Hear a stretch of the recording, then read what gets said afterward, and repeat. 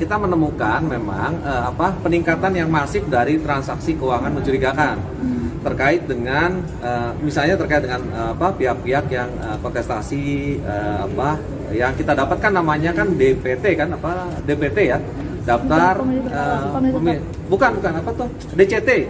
DCT ya, DCT itu kita dapat.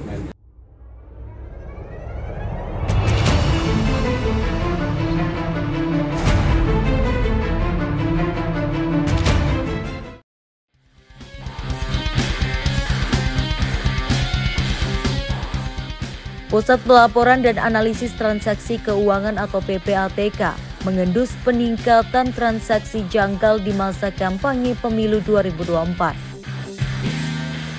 PPATK juga telah melaporkan transaksi janggal ini ke KPU dan Bawaslu.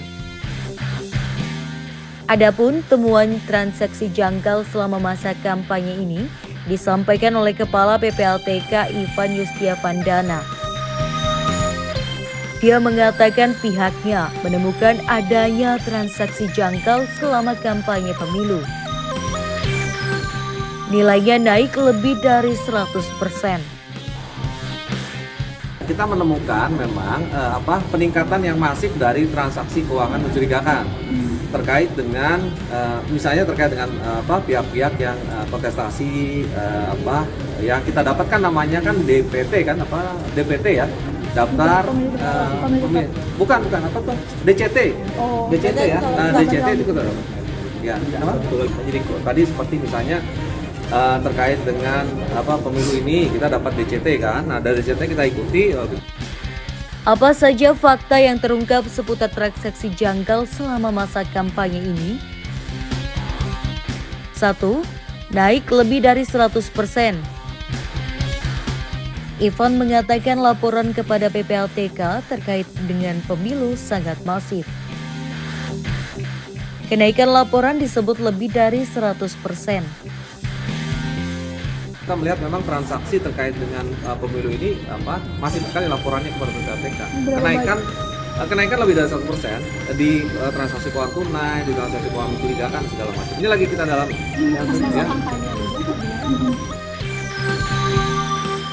Ivan menyoroti rekening khusus dana kampanye atau RKDK yang cenderung tak berfluktuasi. Padahal masa kampanye sudah dimulai dan mestinya ada pemasukan di RKDK. 2. Diduga dari hasil ilegal. Kepala PPATK Ivan Yustiavandana khawatir dana yang didapat untuk kampanye justru datang dari sumber yang ilegal. Dia mempertanyakan transaksi janggal di sana.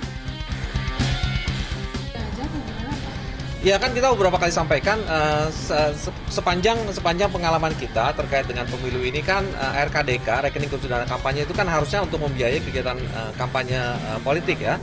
Itu cenderung flat kan, cenderung tidak bergerak transaksinya. Yang bergerak ini justru di pihak-pihak lainnya. Nah ini kan artinya ada ketidaksesuaian bahwa pembiayaan kita kan bertanya pembiayaan kampanye dan segala macam itu biayanya dari mana kalau RKDK-nya tidak bergerak kan? Nah itu kita melihat ada potensi misalnya orang mendapatkan sumber dari hasil ilegal dipakai untuk membantu yang seperti itu. 3. PPATK surati KPU dan Bawaslu. Kepala PPATK Ivan Yustiavandana juga menyebut KPU dan Bawaslu sudah memegang data soal transaksi janggal. Jumlah angka transaksinya begitu besar.